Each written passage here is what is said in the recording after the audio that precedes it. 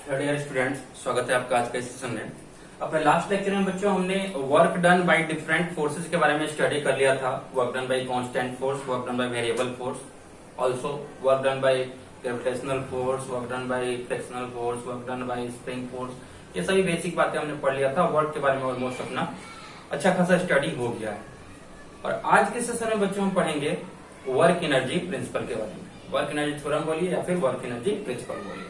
So write down topic work energy principle.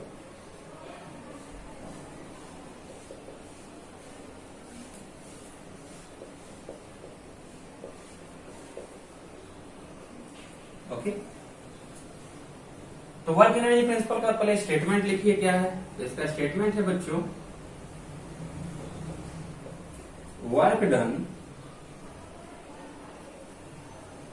Done by all external forces, work done by all external forces on a body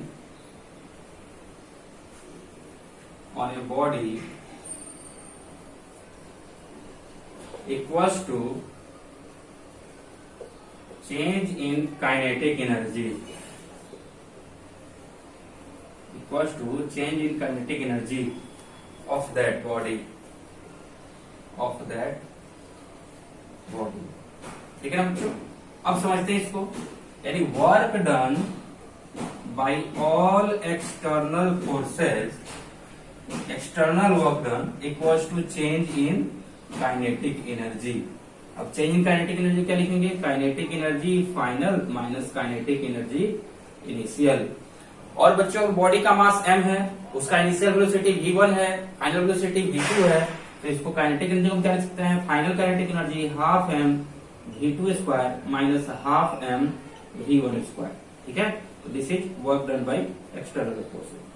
तो ये क्या हो गया? ये हो गया आपका वर्क एनर्जी प्रिंसिपल। ठीक है, बहुत ही इंपॉर्टेंट प्रिंसिपल है बच्चों, और बहुत सारे क्वेश्चंस को सोल्व करने में आपका ये हेल्प करने वाला है। तो ध्यान रखिएगा इसको। इसका डेरिवेशन में आपको नहीं करा रहा हूँ, डेरिवेशन जाने की जरूरत नहीं है, एनसीईआरटी में नहीं दिया हुआ है। ठीक है, तो बस इतना आप ध्यान रखिए क्या कि work done by all external forces equal to change in kinetic energy. किसी भी क्वेश्चन में आप इसको अप्लाई करके सोल्व कर सकते हैं। ठीक है, अब इस वाले प्रिंसिपल पे आपको कमांड करना है, तो खूब सारा इस पे क्वेश्चंस आप प्रैक्टिस कीजिए। जितना ही ज्यादा क्वेश्चंस प्रैक्टिस कीजिएगा उतना ही अच्छा आपको ये लगने लगेगा, उतना ही सिंपल लगने लगेगा। ऐसा है तो बहुत ही सिंपल। चलिए एकदम एक बेसिक क्वेश्चन से इसको स्टार्ट करते हैं। So our first question is, जो बच्चे नोट नहीं किए होंगे उनको मालूम है क्या करना है। वीडियो रोकेंगे एंड देन इसको पहले नोट कर लेंगे।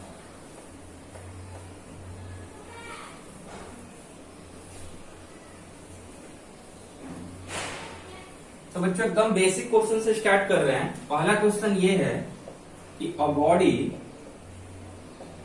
Of mass 2 kg is dropped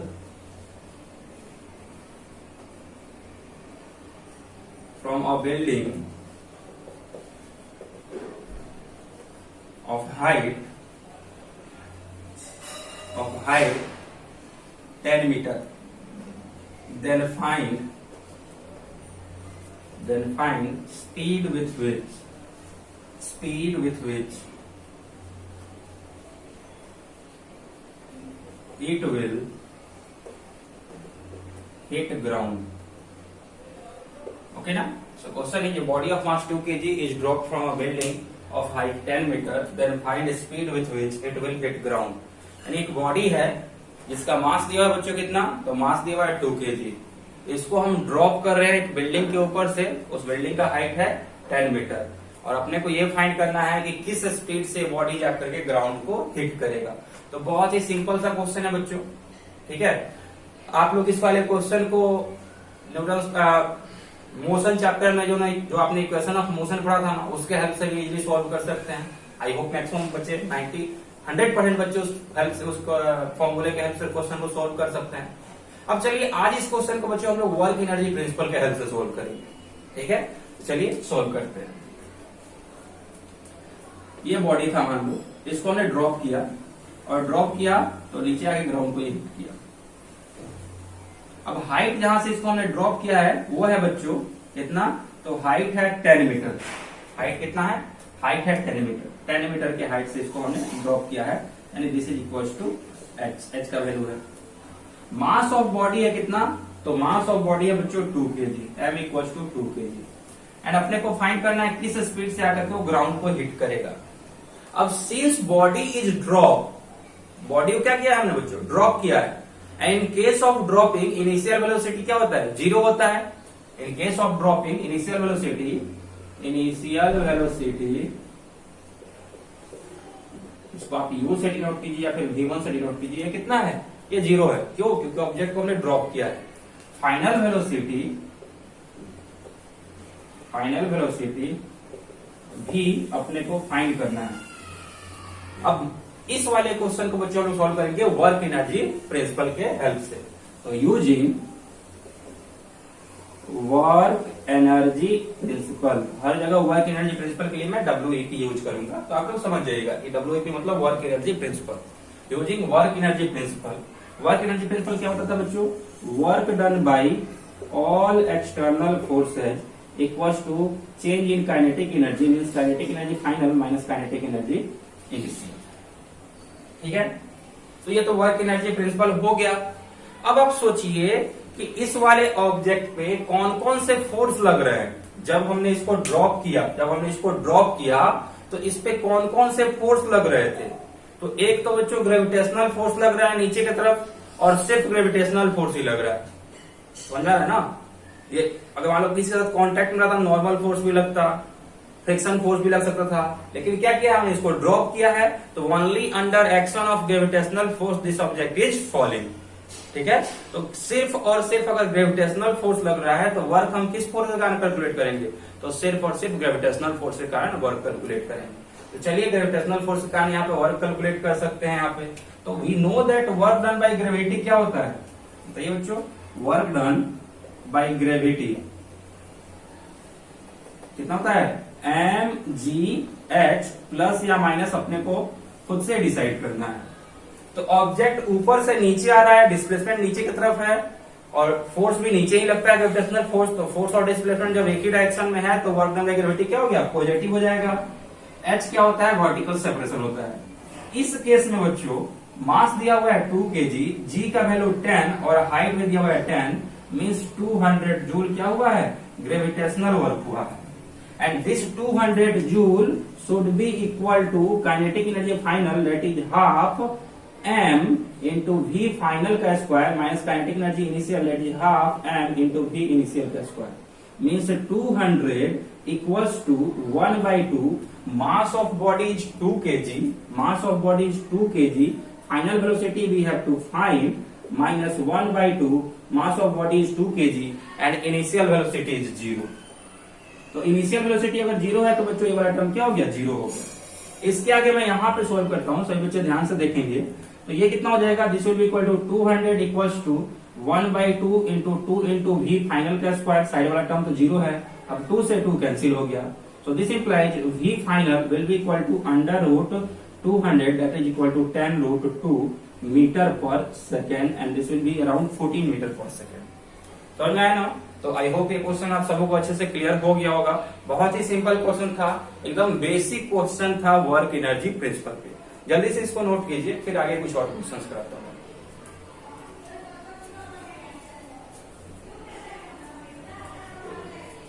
okay dear students, I hope आपको क्लियर होते जा रहा होगा सब कुछ। वर्क एनर्जी प्रिंसिपल बहुत आसान है, न्यूमेरिकल प्रैक्टिस करते जाइए, फिजिक्स सीखते जाइए, एक ही फंडा है, solve as much numericals as you can.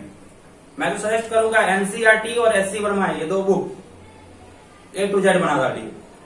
At least NCERT से सबको कवर करना ही है, स्कूल वाले एग्जाम में अच्छा परफॉर्म करने के लिए एनसीईआरटी कवर करना ही है। और फिर अगर आप एससी वर्मा कर लिए तो हो गया, फिर ऑल डन। एससी वर्मा अकेले काफी है, ब्रह्मास्त्र है वो तो। ठीक है, तो चलिए अब इसको इरेज करता हूं मैं, अगले क्वेश्चन पे चलते हैं।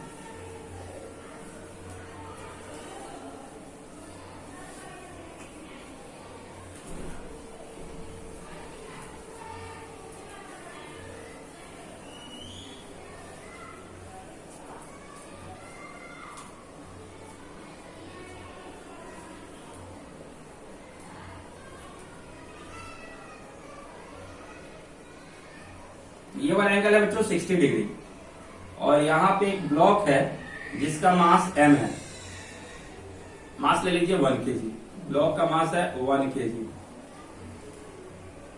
This is position A, this is position B and this is position C। ठीक है, इधर वाला सरफेस जो है बच्चों वो फ्रिक्शनलेस नहीं है, जबकि ये वाला सरफेस क्या है, फ्रिक्शनलेस है। और यहां पे कोएफिशिएंट ऑफ काइनेटिक फ्रिक्शन का वैल्यू दिया हुआ है 0.3। ऑल्सो यहां से यहां तक का हाइट दिया हुआ है 10 मीटर। ठीक है, अब क्वेश्चन बच्चों ये है कि find, question if block is released from position A, block को पोजीशन A से रिलीज कर रहे हैं, then find its speed at position B, then find its speed at position B if surface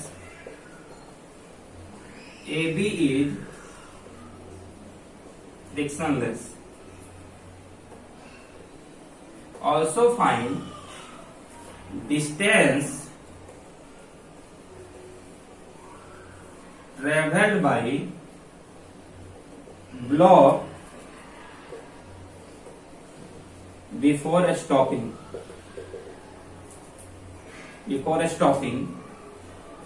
on surface BC,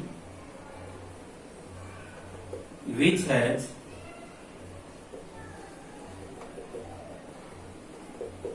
coefficient of kinetic friction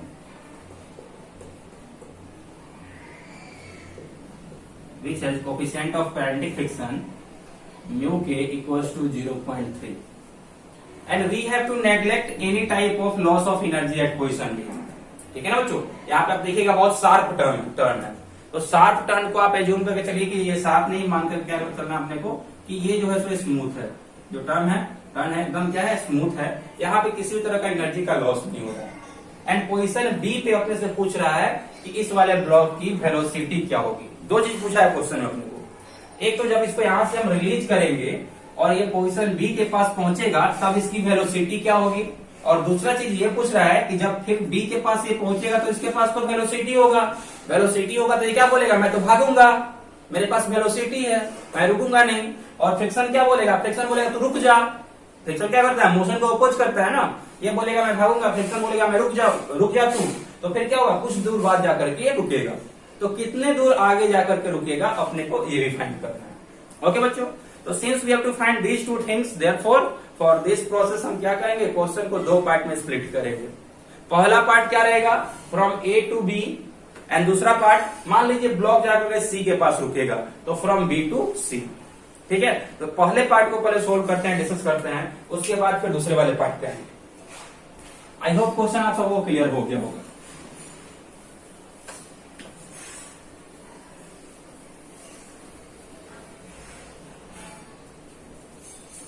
तो देखिए यहां पे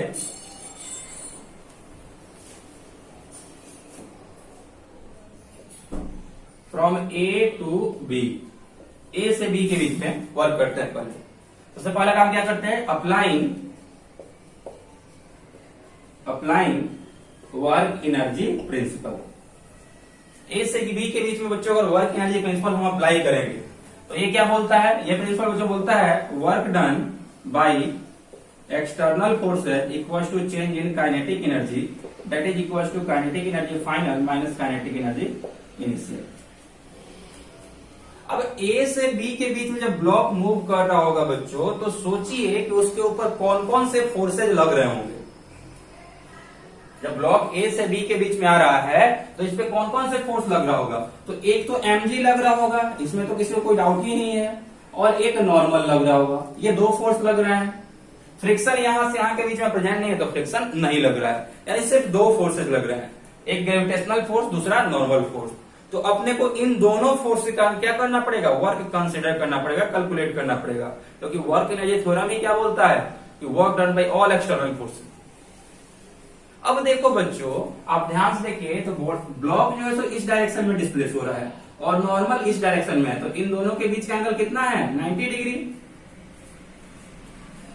अब एंगल अगर 90 डिग्री है तो work done by normal force कितना होगा, तो F dot S equal to F S cos theta equal to F S cos 90, cos 90 zero होता है तो ये और जीरो हो जाएगा, समझ आ रहा है ना। कॉस 90 का वैल्यू क्या होता है, जीरो होता है। यानी यहां से यहां के बीच में नॉर्मल फोर्स तो कुछ काम ही नहीं किया, ऐसे भी नॉर्मल फोर्स कुछ भी काम नहीं करता है, बिकॉज नॉर्मल फोर्स क्या होता है, डिस्प्लेसमेंट के परपेंडिकुलर होता है। अब बच्चा दूसरा फोर्स कौन सा है, तो ग्रेविटेशनल फोर्स। तो ग्रेविटेशनल फोर्स के कारण वर्क कैलकुलेट करेंगे तो वर्क डन बाय ग्रेविटी ये कितना होगा, तो एम जी एच प्लस या माइनस हम खुद के लॉजिक से डिसाइड करते हैं। Since block is going in downward direction, इसलिए क्या होगा, पॉजिटिव होगा, वर्क डन क्या होगा, पॉजिटिव होगा। और एच क्या होता है, तो एच होता है बच्चों वर्टिकल सेपरेशन। अब यहाँ पे अगर सही वैल्यूज को हम रखेंगे तो आप क्लियरली देख सकते हैं कि mass of block is 1 kg, mass of block is 1 kg, जी का वैल्यू होता है 10 and height is also 10, means 100 joule का वर्क हुआ है। अब बच्चों अगर 100 जूल का वर्क हुआ है तो अब फिर से इस वाले फॉर्मूला में रख दीजिए, वर्क एनर्जी प्रिंसिपल में रख दीजिए। तो वर्क एनर्जी प्रिंसिपल में रखेंगे तो क्या होगा, 100 joule equal to external work done equal to kinetic energy final, तो half M into V final का square minus half M into V initial का स्क्वायर। तो याद हो जाएगा 100 will be equal to 1/2, mass of body is 1 kg and final velocity अपने को find करना है। फाइनल वेलोसिटी कहां पर, बी की बात हो रही है ना, तो वेलोसिटी ऑफ बी इसको बोलते हैं, वी एट बी अपने को फाइंड करना है। Minus 1/2 into mass of body that is 1 kg into velocity at A. और क्वेश्चन अब बच्चों आप ध्यान से पढ़िएगा तो आपको मालूम चलेगा कि ब्लॉक इज रिलीज्ड। क्या किया है हमने, ब्लॉक को रिलीज किया है। सिर्फ जब रिलीज किए हैं तो यहाँ पे इनिशियल वेलोसिटी क्या होगा, 0 होगा, वेलोसिटी एट ए क्या होगा, 0 होगा। तो यहाँ पे वेलोसिटी एट ए को आप 0 रख दीजिए, तो ये कितना हो जाएगा, this will be equal to 100 equal to V at B का स्क्वायर बाई 2। ये वाला टर्म तो 0 हो गया ऑलरेडी, तो this implies V at B का square equal to 200, this implies V at B will be equal to under root 200 means 10√2 metre per second. Okay बच्चों, I hope ये क्लियर हो गया होगा। This is first part of question. Question के first part का answer ये रहा, velocity at B हमने फाइंड कर लिया।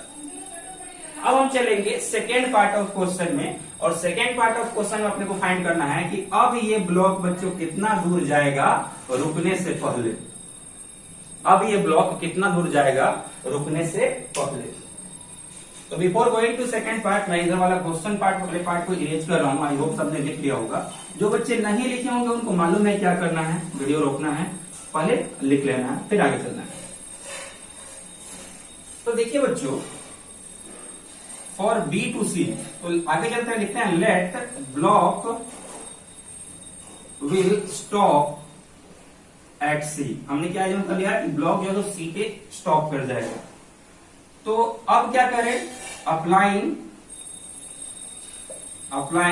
Work energy principle between B and C. B और सी के बीच में बच्चों अगर वर्क एनर्जी प्रिंसिपल हम यूज करेंगे तो देखिए वर्क एनर्जी प्रिंसिपल क्या बोलता है, तो वर्क एनर्जी प्रिंसिपल बोलता है work done by external forces equal to change in kinetic energy that is kinetic energy final minus kinetic energy initial. अब एक्सटर्नल फोर्सेज कौन कौन से होंगे, तो आप देखिए इस वाले पोजीशन में जब ब्लॉक आगे की तरफ मूव कर रहा होगा, ब्लॉक इधर मूव कर रहा है, तो नीचे क्या लेगा, नीचे लेगा mg, ऊपर क्या लेगा, ऊपर लेगा नॉर्मल, एंड ब्लॉक अगर आगे जा रहा है तो फोर्स ऑफ फ्रिक्शन कहां लगेगा, तो पीछे लगेगा। फोर्स ऑफ फ्रिक्शन कहां लगेगा, तो फोर्स ऑफ फ्रिक्शन लगेगा पीछे। ओके ना, आई होप ये वाला एफबीडी सबको क्लियर होगा। क्लियर है। अब देखिए बच्चों, यहां से अगर वर्क करेंगे तो ब्लॉक तो वाई डायरेक्शन में मूव नहीं कर रहा है, यानी वाई डायरेक्शन में क्या है, इक्विलिब्रियम में है। और अगर वाई डायरेक्शन में इक्विलिब्रियम में है तो यहां पे हम बोल सकते हैं summation forces in Y should be equal to 0, ऊपर वाला प्लस ले लीजिए, नीचे वाला माइनस ले लीजिए, तो n minus M G equal to 0। तो आप बोल सकते हैं n किसके इक्वल है, तो mg के इक्वल है। मास का वैल्यू 1 kg था, g का वैल्यू 10, तो n का वैल्यू कितना हो जाएगा 10 न्यूटन। अब अपने को क्या करना है, इस वाले फॉर्मूला में अगर पुट करेंगे सही वैल्यूज को, तो work done by external forces अपने को फाइंड करना है। एक्सटर्नल फोर्सेज का नंबर कितना है, 3 है। पहला है फ्रिक्शन, दूसरा है नॉर्मल, तीसरा है एमजी। तो बच्चों अगर नॉर्मल की और एमजी की हम बात करेंगे, तो it is clear that normal force is perpendicular to direction of displacement. Displacement क्या हो रहा है, इधर हो रहा है, नॉर्मल फोर्स कहां लग रहा है, उसका परपेंडिकुलर लग रहा है। Means normal force is making angle 90 degree with direction of displacement. और अगर ये 90 डिग्री का एंगल बना रहा है, मतलब क्या कुछ भी वर्क नहीं कर रहा है, क्योंकि अगेन यहाँ पे वर्क में क्या है, cos 90 रखेंगे तो फोर्स का वैल्यू क्या हो जाएगा, वर्क का वैल्यू क्या हो जाएगा, 0 हो जाएगा। सेकेंड वाले फोर्स को कंसिडर करते हैं। अगर mg के कारण वर्क को कैलकुलेट करेंगे, तो it is also clear that mg is making angle 90 degree with direction of displacement. और अगर mg भी 90 डिग्री का एंगल बना रहा है डायरेक्शन ऑफ डिस्प्लेसमेंट से, means work done by mg will also be equal to 0। और सिंपल सा फॉर्मूला में आपको बताया था, work done by gravitation equals to mgh होता है, where h is vertical separation. तो यहाँ पे और यहाँ के बीच की हम जब बात करेंगे, तो यहाँ पे जिस वर्टिकल हाइट का ऑब्जेक्ट था, वही वर्टिकल हाइट पे यहाँ पे भी है। मतलब इन दोनों पोजीशन के बीच में x डिस्टेंस तो चेंज हुआ है, लेकिन चेंज इन y क्या है, 0 है। चेंज इन y अगर 0 है, मतलब h का वैल्यू भी क्या है, 0 है। तो mgh में h का वैल्यू क्या गया, 0 आ गया। तो वर्क डन बाय ग्रेविटेशन भी क्या आ गया, 0 आ गया। तो तीन में से दो फोर्स का तो वर्क 0 आ गया। अब तीसरे फोर्स का वर्क कंसिडर करना है, यानी वर्क डन बाय फ्रिक्शन हम कंसिडर करेंगे। तो work done by external forces equals to क्या होगा, तो इसमें सिर्फ work done by friction consider करना है। And work done by friction क्या होगा बच्चों, तो देखिए ब्लॉक आगे मूव कर रहा है, फोर्स ऑफ फ्रिक्शन पीछे लग रहा है, तो ये वर्क क्या आएगा, निगेटिव आएगा। सबसे पहले तो ये आपको क्लियर होना चाहिए। या ऐसे भी ध्यान रखिएगा कि मैक्सिमम केसेस में वर्क डन बाय फ्रिक्शन क्या होता है, निगेटिव ही होता है।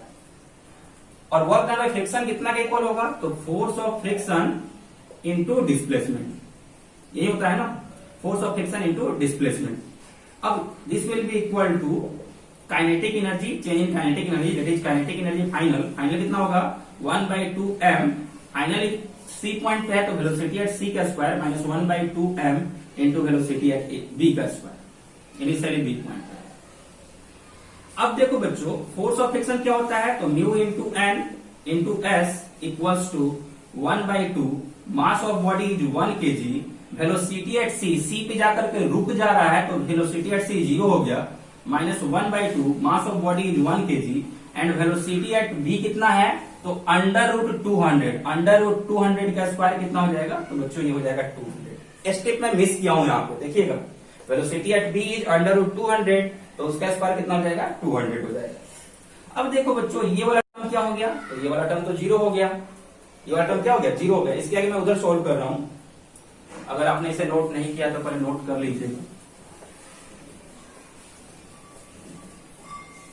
तो देखिए बच्चों, अपने पास रिलेशन आ गया minus mu N into S. कौन सा म्यू है, तो काइनेटिक फ्रिक्शन है, तो म्यू के N into S equals to, ये वाला टर्म तो 0 हो गया, माइनस 1/2, एम का वैल्यू 1 है, इंटू 200।